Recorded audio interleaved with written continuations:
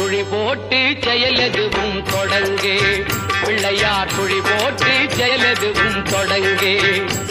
அதன் துணையாலே சுகம் கூடும் தொடர்ந்து. அதன் துணையாலே சுகம் கூடும் தொடர்ந்து. பிள்ளையார் துழி போட்டு செயலெதுவும் தொடங்கே.